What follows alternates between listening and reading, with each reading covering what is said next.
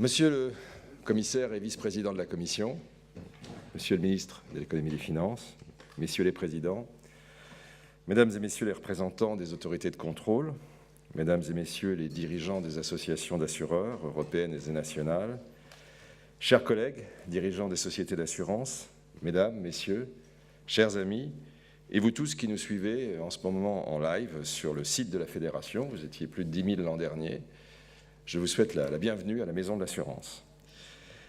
Notre journée va s'annoncer très riche, avec notamment 3 tables rondes. La première porte sur l'enjeu technologique, parce que la révolution numérique va bousculer le monde de l'assurance, comme elle bouscule les autres secteurs d'activité. La matière assurable va changer. Elle sera porteuse à la fois de risques nouveaux et de risques moindres, par exemple la perspective d'une sinistralité réduite grâce aux voitures connectées et à jour autonome. Mais le fait est que nos pratiques du métier d'assureur vont être transformées par ce monde digital.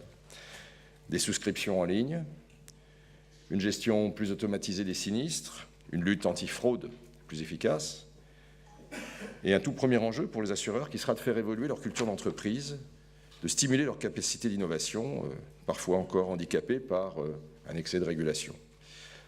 En tout état de cause, restera cette question essentielle: comment concilier au mieux une connaissance beaucoup plus fine du risque avec cette dimension centrale de notre métier qu'est la mutualisation. La seconde table ronde portera sur les risques émergents, car il est crucial, en effet, de répondre aux nouveaux besoins de protection de nos concitoyens. Parmi ces menaces, la cyberassurance, qui sera désormais au cœur des demandes des entreprises et des particuliers. À nous, assureurs, de savoir évaluer, gérer, tarifer ce nouveau risque. Autre risque structurant, le dérèglement climatique. Paris, l'an dernier, avait accueilli la COP21. Nos amis marocains, dont je salue le représentant, le président de la Fédération marocaine, préparent la COP22. Notre fédération avait publié l'an dernier une étude très documentée d'où il ressort que la sécheresse et la submersion marine sont 2 grands dangers pour la France à l'horizon d'une vingtaine d'années. Sachons donc adapter le droit, le marché et la prévention, importante prévention, à ce futur annoncé. Et puis, il sera question dans ce débat, évidemment, des autres menaces traditionnelles, pandémie, chocs financiers, qui se diffusent dans notre monde global. La dernière table ronde, cet après-midi, portera sur l'enjeu réglementaire. Certes, la régulation est nécessaire, mais avec des cycles d'innovation sans cesse plus importants et plus rapides, l'assurance a besoin de faire évoluer sa culture d'entreprise. Il faut donc rechercher le meilleur équilibre entre les préoccupations légitimes des régulateurs et des professionnels. Alors voilà ces 3 débats qui se déroulent dans un contexte inédit, un contexte économique inédit de taux d'intérêt historiquement bas, parfois négatifs. Dans cette économie hors norme, il y a en tout cas une ardente nécessité que nous partageons tous, favoriser l'investissement de long terme, à la fois pour servir à nos assurés un rendement satisfaisant de leur épargne et pour répondre aux besoins de financement de notre économie. Je salue ici votre engagement, Monsieur le ministre, vous qui avez favorisé la création des contrats euro-croissance en assurance vie, vous qui, en ce moment même, défendez devant le Parlement un texte sur les fonds de retraite professionnels supplémentaires, ainsi que sur le dispositif prudentiel relatif au Haut Conseil de stabilité financière. L'environnement de taux inédit dans lequel nous nous trouvons impose une responsabilité collective renforcée. Celle-ci doit conduire l'ensemble des assureurs à adopter une attitude prudente, par exemple en constituant une provision pour rendement futur suffisante pour lisser dans la durée les rendements servis aux assurés. Les enjeux européens, Monsieur le Commissaire, étant au cœur de nos débats, je voudrais juste en évoquer ce matin 4, rapidement. Solvabilité 2, les PRIIPs, le règlement d'exemption et enfin le Brexit. Solvabilité 2 doit être au service de la croissance européenne. Je ne fais pas partie de ceux qui critiquent systématiquement cette réglementation, mais je constate qu'en voulant nous prémunir contre le risque de faillite à court terme, nous avons de facto négligé le financement de la croissance en Europe. Et nous en arrivons à ce que la priorité politique du plan Juncker au financement d'infrastructures de long terme n'est pas suffisamment soutenue. Le moment est venu de sortir de cette situation. La révision de Solvabilité 2, programmée pour 2018, que nous avions demandée, ne saurait se résumer à un débat technique de recalibrage. Elle doit être aussi un rendez-vous politique avec au moins 2 objectifs. Le premier objectif, c'est de la simplification pour tous et de la proportionnalité, en particulier pour les petits acteurs. Faut-il vraiment, à titre d'exemple, analyser en transparence les OPCVM jusqu'au dernier actif détenu? Le second objectif, c'est bien favoriser la croissance en Europe. Sitôt adopté Solvabilité 2, la part des placements en actions sur le marché français pour les assureurs vie a chuté de 4 points en 4 ans. Est-ce que cela, c'est un arbitrage satisfaisant? Je pose la question. Alors nous avons pris des initiatives au niveau national. Nous avons, en liaison avec le ministère des Finances et avec ses équipes, développé au cours des années récentes des instruments dédiés pour le financement notamment des PME et ETI. Mais nous savons bien que nous devons aller au-delà pour favoriser les stratégies d'investissement à long terme et restaurer l'investissement en actions. Il y va de l'intérêt de l'Europe et de nos assurés. Second sujet, PRIPS. Pour nous, PRIPS doit être reporté dans le temps. C'est un exemple des PRIPS, c'est un texte censé favoriser l'information du consommateur sur les opportunités d'investissement, et c'est quand même un exemple assez saisissant. Voilà des mois que nous signalons que les modalités d'application pratique de ce texte sont trop complexes pour les assurés. La Commission a néanmoins adopté ce texte le 30 juin dernier, sans écouter ni les signaux d'alarme du secteur, ni ceux d'un grand nombre de gouvernements, une large majorité des États membres. Le texte a finalement été rejeté massivement en septembre par le Parlement européen, par 602 voix contre 4. La Commission va-t-elle considérer que les 4 l'emportent sur les 602? Monsieur le Commissaire, je ne peux le croire, rassurez-nous sur ce point. Nous estimons qu'un report d'au moins 1 an est nécessaire, c'est-à-dire jusqu'en janvier 2018, au moment même où entreront en application les directives marché financier et distribution de l'assurance, ce qui permettrait une mise en œuvre coordonnée de l'ensemble de ces règles. Dans l'intervalle, nous pourrons procéder aux adaptations nécessaires pour le traitement des contrats multisupports, comme pour les scénarios dits de performance qui risqueraient sinon d'être trompeurs pour les consommateurs. Règlement d'exemption. Le règlement d'exemption doit être renouvelé.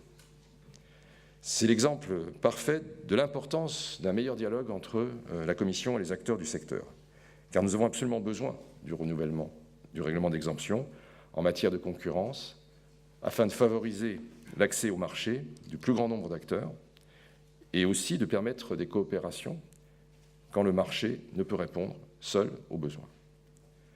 Enfin, pour conclure, quelques réflexions sur cet événement considérable pour l'Europe, pour notre secteur, qu'est le Brexit. Nous ne l'avons pas voulu. C'est un défi. Cela doit devenir une opportunité à saisir pour l'Union. L'Union est face à 2 grands dangers. D'abord, l'incertitude.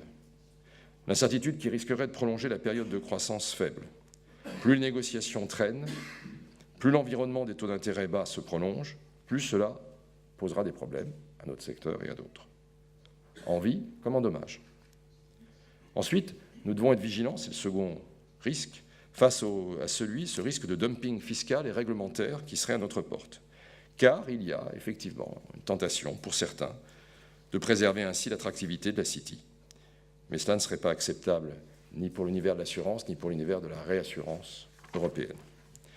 Nos réponses tiennent en 2 expressions, hurry up et level playing field.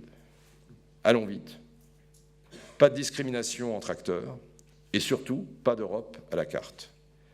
Pour accéder au marché unique avec un passeport financier, il faudra en respecter les règles, et notamment les 4 libertés fondamentales de circulation.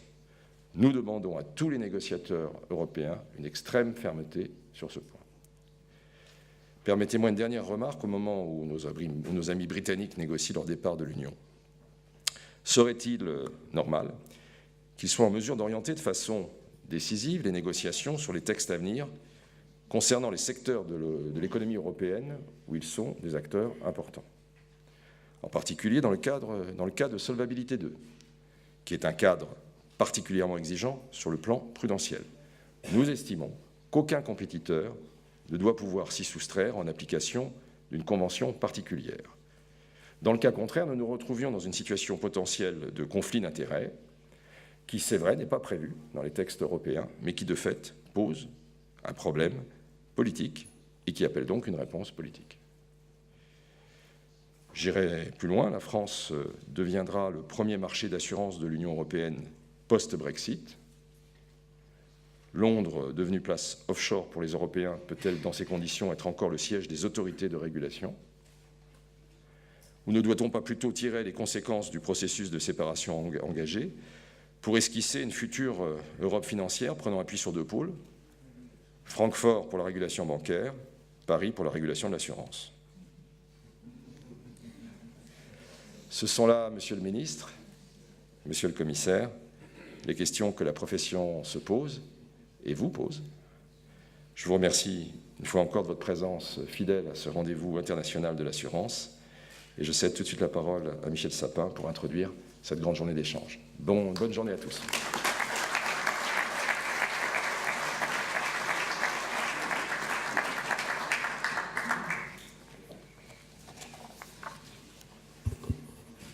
Bon, cher vice-président de la Commission, cher Valdis, tu vois, tu n'es pas déçu. Quand l'assurance française s'exprime, elle s'exprime clairement, fermement. Si je peux te rassurer, elle le fait de la même manière vis-à-vis du ministre de tutelle que je suis. Cher président, cher Bernard, merci à la fois de ton invitation commune. Je crois que c'est un très bon signal. Nous avons d'ailleurs passé une bonne heure ensemble auparavant, parce que nous abordons divers sujets. Et je demande à Valdis d'user de toute son influence pour faire en sorte que tout le monde soit sérieux, en particulier quand s'agissant des perspectives de maîtrise de nos déficits pour l'année prochaine, et qu'il n'y ait pas d'un côté les sérieux parce qu'ils sont au pouvoir, et de l'autre côté des concours de chiffres à la hausse sous prétexte qu'on est en train, ce qui est parfaitement légitime par ailleurs, de vouloir accéder au pouvoir. Donc Valdis, tu es pour l'assurance française et pour le ministre des Finances un recours absolument décisif. Merci donc de ta présence. Mesdames et messieurs, je vous salue les uns et les autres, et tout particulièrement ceux qui représentent des fédérations venues de pays amis. Et c'est important aussi pour l'ensemble des assureurs français de voir que nous travaillons aussi ensemble et que nos préoccupations sont les mêmes. En plus, la Fédération française est aujourd'hui unifiée. Je ne sais pas si c'est un parallélisme ou quel est le parallélisme entre la réunification ou l'unification de l'assurance française et la réunification de Bercy. Je pense que les causes sont différentes. Elles sont extrêmement positives pour les vôtres. Ça ne vous empêche pas d'aller, il faut toujours faire très attention maintenant aux expressions, d'aller de l'avant pour aborder tous les sujets ensemble. Alors, je l'ai déjà dit plusieurs fois dans le passé, et je crois que c'est absolument utile de le rappeler à chaque fois, et vous le rappelez vous-même, les assureurs jouent un rôle absolument central dans nos économies, dans nos sociétés, évidemment, par l'assurance qu'ils donnent, mais aussi parce qu'ils participent à la croissance économique. Les chiffres, vous les connaissez mieux que moi, plus de 2000 milliards d'euros de placements à la fin de l'année 2015. Les organismes français disposent donc d'une capacité d'action extrêmement significative. Il est donc essentiel que ce secteur soit en capacité d'assumer pleinement ses responsabilités. Alors, il y a des mutations mondiales à venir, majeures, qui vont nécessiter des investissements d'ampleur. Ils ont été cités par le président dans les infrastructures, dans la transition énergétique. Là aussi, ce sont des chiffres absolument considérables de besoin d'investissement dans un domaine comme dans l'autre. Je veux vous dire que nous nous engageons là aussi à vos côtés, même si chacun peut ensuite avoir ses propres exigences et ses propres contraintes. Nous l'avons fait dans le passé pour que les règles applicables au secteur de l'assurance ne soient pas une entrave à votre capacité de financer l'économie et de contribuer à l'innovation. Alors, pour esquisser l'assurance de demain, je voudrais évoquer rapidement, mais malgré tout dans le détail, 3 chantiers à venir. D'abord, il a déjà été fait allusion, les négociations européennes sur la révision de Solvabilité 2. Je voudrais ensuite vous parler du chantier national et notre action au niveau national, et puis parler de l'épargne retraite de demain. Au niveau communautaire, c'est bien sûr Solvabilité 2 qui retient toute notre attention. Il convient de mieux prendre en compte les spécificités liées au rôle d'investisseurs de long terme. Monsieur le commissaire, vous avez entendu des expressions extrêmement précises et extrêmement fermes de ce point de vue. Je dois vous dire que je les partage. Le cadre prudentiel de solvabilité 2 est entré en vigueur au début de cette année 2016, sans rencontrer objectivement jusque-là de difficultés majeures, du fait de la bonne préparation de chacun. C'est bien, il faut une stabilité, elle est nécessaire. Il ne faut pas déséquilibrer ce que nous avons mis un certain nombre d'années à élaborer au niveau européen, mais néanmoins, ce cadre doit vivre, il doit évoluer, parce qu'il est nécessaire d'en corriger certains travers. Certains aménagements limités ont été obtenus ou sont en cours de l'être, mais je pense qu'il est nécessaire d'aller un peu plus loin et de manière plus structurelle au cours des années 2018-2021. La France s'est beaucoup investie pour que l'activité de long terme des assureurs soit pleinement reconnue. À cet égard, l'adoption de ce qu'il est convenu d'appeler le paquet de mesures destinées à réduire la volatilité du régime en 2014 a été une étape importante. Plus récemment, nous avons obtenu, et j'en remercie vraiment la Commission, un certain nombre d'adaptations supplémentaires dans le cadre du programme sur l'union des marchés de capitaux. Cela concerne en particulier le traitement des infrastructures et aussi le meilleur financement des PME et du capital investissement. Nous attendons aussi un traitement plus adapté des investissements dans le non-coté, ainsi qu'un traitement amélioré des produits d'épargne de long terme, dont la gestion par les assureurs est isolée du reste de leurs engagements. J'espère donc que les travaux en cours sur le règlement transversal portant sur la titrisation pourront aboutir et que les règles applicables aux assureurs pourront être réformées dans la foulée. Et s'agissant de la revue programmée du règlement, l'objectif doit être de simplifier, de lever les obstacles qui ne sont pas nécessaires au financement de l'économie, le tout en continuant bien sûr à garantir un cadre robuste, sûr pour l'ensemble des assurés. Bon, il y a un certain nombre de sujets qui ont déjà été identifiés, qui pourraient être pris en compte dans cette revue, et je le dis sans crainte devant vous, monsieur le commissaire. Je pense en particulier à deux aspects. Le premier aspect, c'est la question du traitement prudentiel de la retraite personnelle.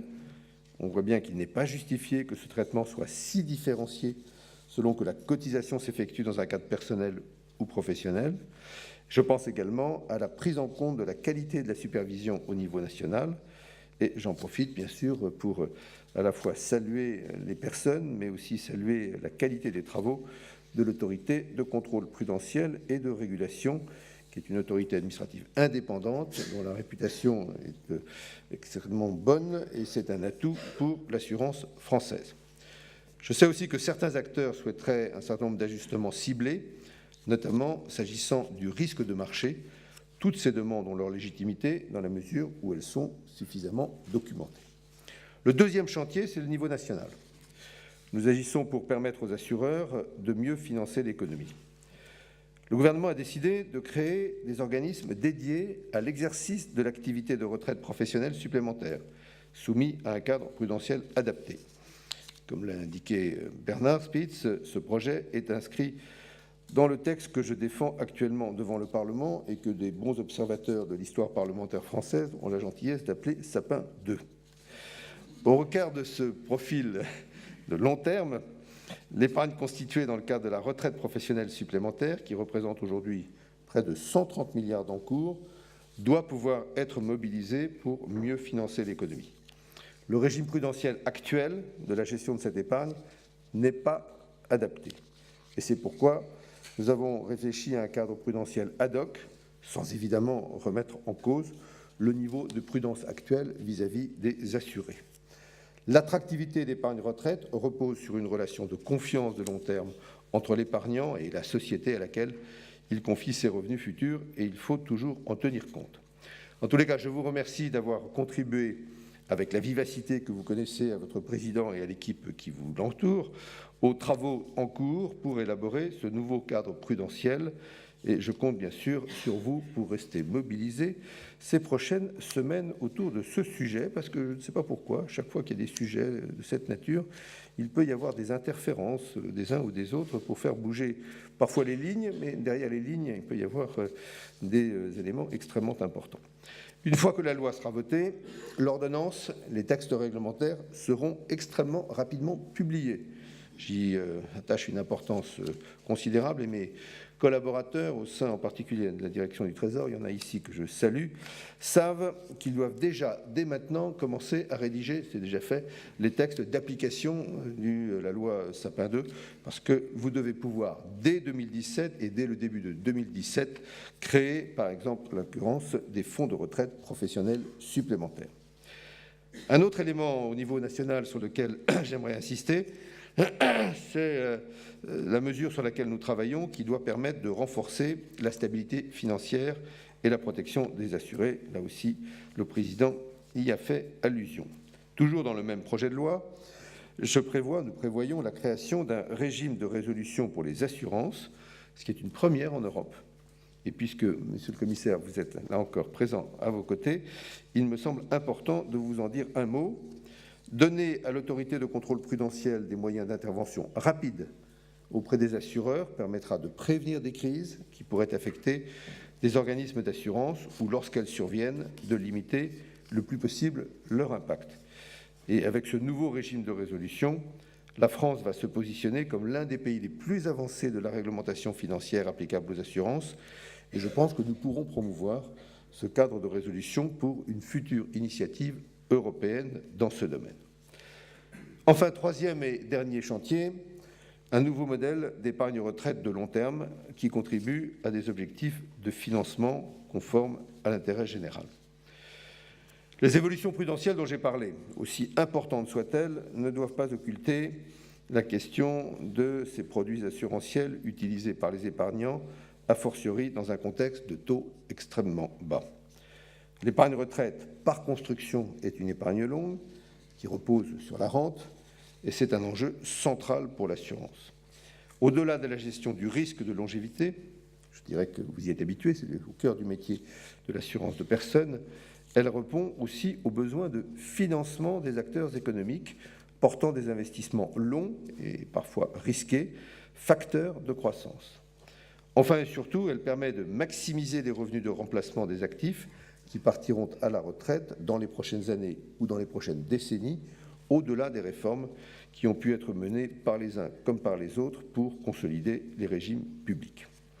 Et pour répondre au mieux à ces objectifs, nous avons notamment porté une réforme ambitieuse avec les contrats euro-croissance, à partir de l'idée que les épargnants de moyen long terme, notamment en vue de leur retraite, ont d'abord besoin de produits attractifs, dégageant un rendement suffisant, plutôt que d'une garantie de leur capital à tout instant. Pour l'assureur, le passage d'une garantie à tout moment à une garantie à échéance permet aussi de diversifier ses actifs et d'investir dans des supports en actions. Plus l'échéance de la garantie est lointaine et plus cet effet de diversification est évidemment important, et c'est pourquoi ce produit euro-croissance est bien davantage que le fonds euro adapté à l'épargne retraite. Et dans le contexte actuel de taux obligataires très bas, un dispositif temporaire a été mis en place après de longs débats afin de renforcer l'attractivité de ce produit tout en veillant à la protection des intérêts de l'ensemble des épargnants. Et je compte vraiment maintenant sur votre engagement résolu et l'engagement de l'ensemble des acteurs de la place pour assurer le succès, qui est le succès serait mérité, de ce produit que bon nombre d'entre vous ont appelé de leur vœu. Je conclus pour vous dire quelques mots sur le Brexit. Nous regrettons évidemment le Brexit. C'est une décision qui est maintenant prise. Et donc la question n'est pas de gloser sur le Brexit ou sur ce qu'il a provoqué, encore que ça pourrait être intéressant, y compris pour l'évolution de chacune de nos sociétés, de chacune de nos vies politiques, mais c'est de mettre en œuvre, dans les meilleures conditions possibles, ce Brexit et de le faire de manière claire et de manière coordonnée. Bon, les Britanniques ont annoncé un calendrier. J'ai déjà dit que je le trouvais un peu tardif, mais au moins il a le mérite d'exister pour déclencher le processus de sortie. Il est important, décisif, fondamental de réduire l'incertitude le plus rapidement possible, car c'est cette incertitude, là encore votre président nous le disait il y a un instant, qui pèse sur l'investissement et qui pèse sur la croissance, d'abord et avant tout au Royaume-Uni, mais le Royaume-Uni est une grande économie avec laquelle nous avons aussi des relations par ailleurs, et donc ça pèse, y compris en termes d'incertitude, sur la croissance européenne elle-même, et c'est un des sujets qui a été prise en compte par la Commission ou par les observateurs internationaux pour plutôt revoir à la baisse les perspectives de croissance européenne.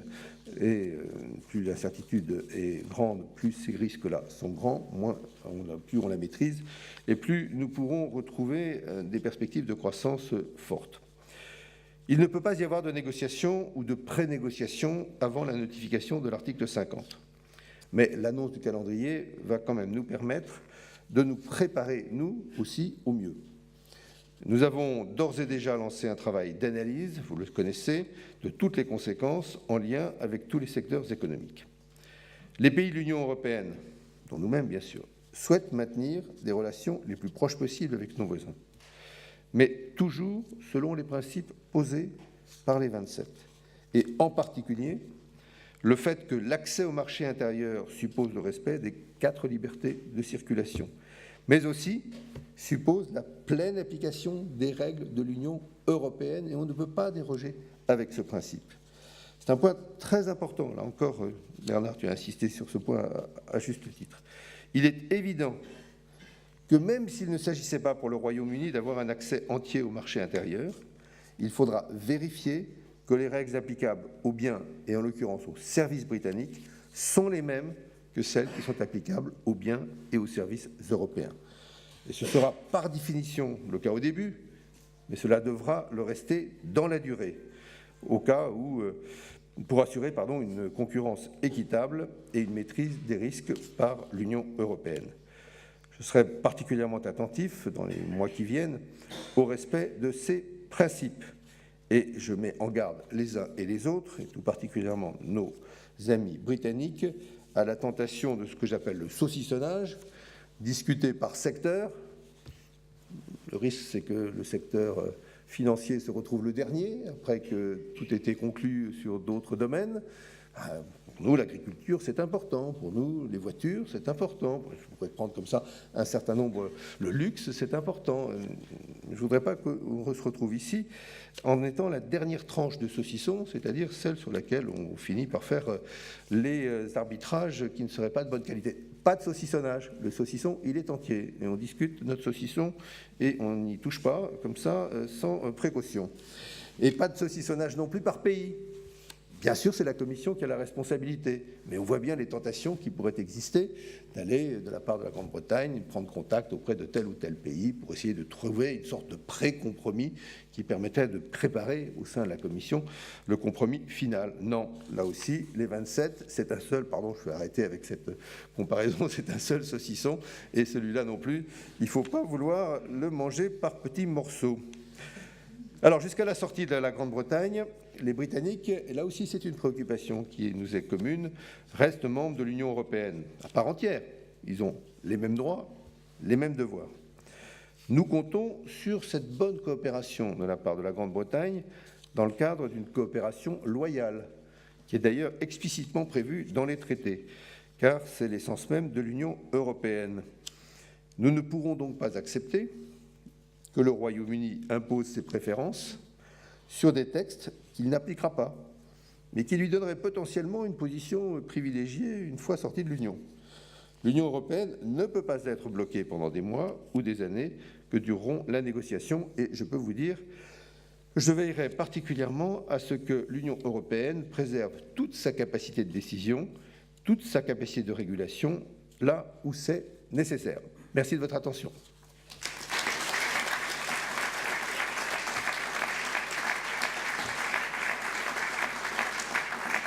Et je passe la parole à mon ami Valdis.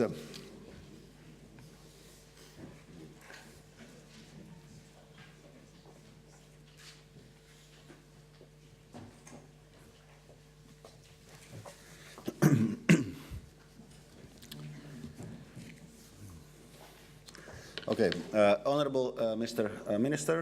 Monsieur le Président, mesdames et messieurs, c'est un plaisir d'être ici et de discuter des dangers et des opportunités dans le secteur de l'assurance. Je suis particulièrement heureux de le faire dans dans l'un des marchés d'assurance les plus importants en Europe, où il y a plus de 2 millions de milliards qui sont gérés. Au moment où la Commission européenne essaye de soutenir les investissements pour privatiser la croissance, votre secteur joue un rôle particulièrement important. Vos compétences dans l'évaluation des risques sur le long terme, c'est quelque chose que les consommateurs apprécient particulièrement pour la sécurité en Europe. En tant qu'investisseur institutionnel, pour maintenir les infrastructures modernes et en place, c'est très important. Pour le moment, votre secteur est confronté à de nombreux enjeux. La technologie numérique change toutes les parties des cycles des produits, de soit la distribution, les tarifications et les services aux assurés ou tout ce qui est disposition de l'assurance. Cela ouvre de nouvelles opportunités économiques, mais c'est également une force destructrice. Alors, par exemple, les consommateurs veulent des services plus personnalisés. Il y a une remise en cause des modèles qui existent. Il faut tenir compte de l'économie dans son ensemble.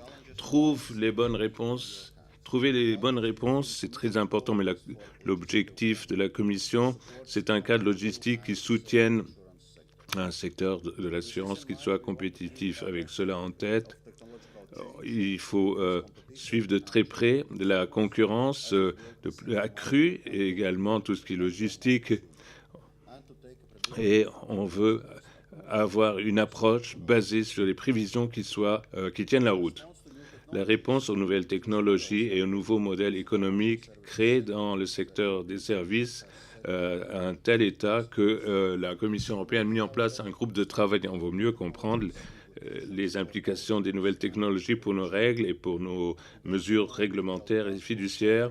On utilise des big data de façon plus large et on évalue les risques, la cybersécurité, etc. On veut évaluer le fait que nos réglementations soient vraiment conformes pour gérer de façon proportionnelle les risques et soutenir le secteur de l'assurance en Europe pour faire les innovations numériques les plus intéressantes pour le secteur.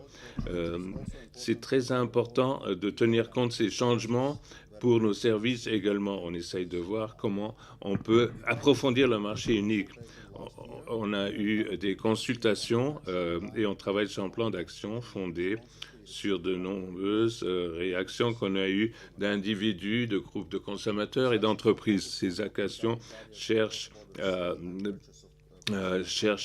à fournir des services financiers, y compris des produits de l'assurance.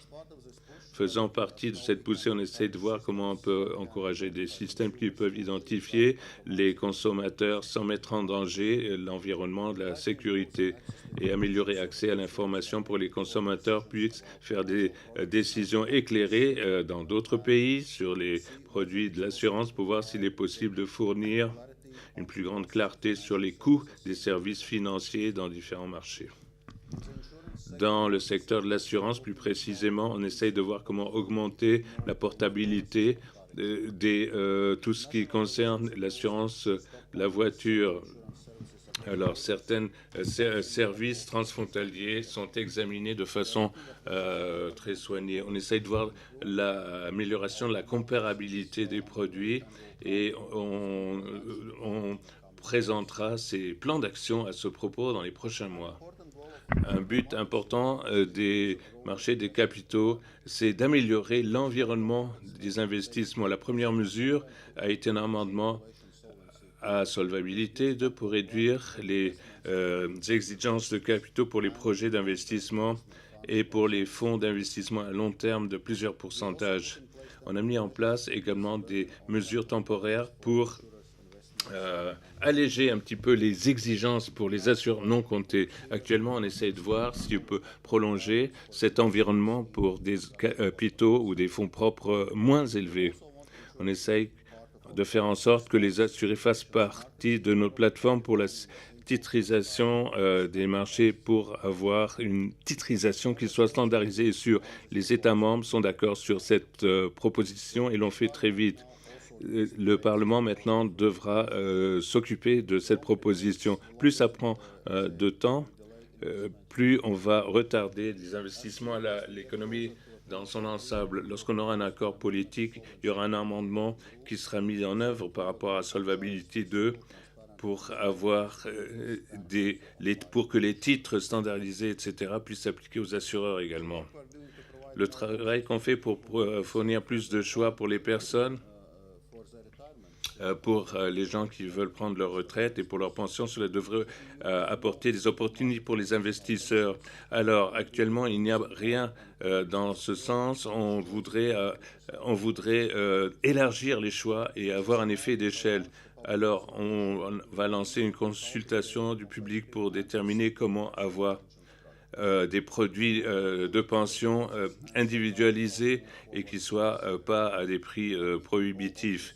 Alors, tous les choix sont possibles, y compris une nouvelle législation qui entrerait en hiver, ou en tout cas la proposer. Pour ce qui est des projets des marchés des capitaux, on veut vérifier si les règles, s'il y a une crise, fonctionnent comme cela devrait. On ne veut pas contester l'architecture de base qui fait que notre système financier est plus solide, mais on aimerait voir si le cadre peut être être plus à même de tenir compte des besoins des personnes. C'est pour ça qu'on a lancé notre appel pour des preuves. On a eu de bonnes réactions, on va publier notre analyse et avec des actions avant la fin de l'année. Mais cela, montre clairement qu'il faut encourager de plus en plus les investissements à long terme et avoir une approche plus proportionnelle par rapport au reporting, à l'environnement, de la gouvernance. Les preuves, les arguments présentés par les assureurs sont vraiment sur la table pour une législation qui serait différente. En 2018, on va mettre en place des nouvelles mesures de solvabilité de l'Union européenne, a demandé des conseils techniques pour le CEIOP cette année. On a demandé à CEIOPAS d'avoir des méthodes de calcul simples pour les assureurs qui pourraient simplifier l'environnement du reporting. On veut utiliser également un examen pour identifier d'autres classes d'actifs où les exigences capitalistiques pourraient être rabaissées. Par exemple, on essaye de voir si des ajustements pourraient être faits pour des dettes de fonds d'investissement ou privés. Et la directive de solvabilité 2, la nouvelle devrait être prête pour 2020 et va se concentrer sur des mesures de garantie et voir si cela soutient les produits de l'assurance à long terme comme l'assurance vie. Tout cela va faire en sorte que ça n'aille pas à l'encontre de la sécurité des besoins et de la protection des consommateurs. Beaucoup de choses ont été faites à ce propos d'ailleurs pour protéger les consommateurs, améliorer donc ces produits pour tenir compte de la sécurité. C'est important. On veut que les distributeurs de les assurances soient clairs sur leurs tarifs et les commissions qu'ils reçoivent lorsqu'ils vendent leurs produits. Lorsque l'assurance vient avec notre produit comme une voiture ou les vacances, les consommateurs pourront acheter le produit principal sans ou avec l'autre produit. Pour avoir plus de transparence par rapport aux consommateurs, eh bien, dans ce cadre-là, on a mis en place, on a proposé une législation pour des produits d'investissement qui sont adaptés. On veut permettre une comparaison des produits pour les consommateurs avec des informations importantes qui doivent être fournies. Alors, on va introduire des standards communs pour toute une sorte de produits d'investissement. Le Parlement européen, le mois dernier, a exprimé son mécontentement avec certaines réglementations, avec certaines normes techniques. La Commission européenne a évalué les résolutions du Parlement sur ce sujet. Il travaille avec une autorité de contrôle européenne et s'assure que les standards fiduciaires peuvent être reproposés avant la fin de l'année. Pour avoir un tableau clair sur les produits d'investissement, on essaye d'évaluer les marchés d'investissement des particuliers. On va voir les différentes étapes dans l'évolution par rapport à la vente et au marketing de ces produits, et identifier des façons d'améliorer les résultats pour les consommateurs. On va demander de voir la transparence des investissements à long terme et voir exactement ce qu'il en est par rapport à leur commission. Alors, les produits pour les particuliers peuvent être influencés très fort par les commissions, les chargements, par les intermédiaires et les gestionnaires. Alors, tous ces produits sont extrêmement importants. Il faut s'assurer qu'il y a plus de concurrence et de meilleurs services pour les consommateurs. Mesdames et messieurs, aujourd'hui, vous discutez des meilleures voies pour l'assurance de demain. Bien sûr, c'est à votre secteur de mettre en place une charte, mais le but de la Commission, c'est de créer un environnement qui soit favorable. Et j'ai hâte de travailler avec vous sur l'approfondissement du marché unique pour soutenir le secteur de l'assurance concurrentielle qui met le consommateur devant, au cœur des choses. Merci beaucoup de votre écoute.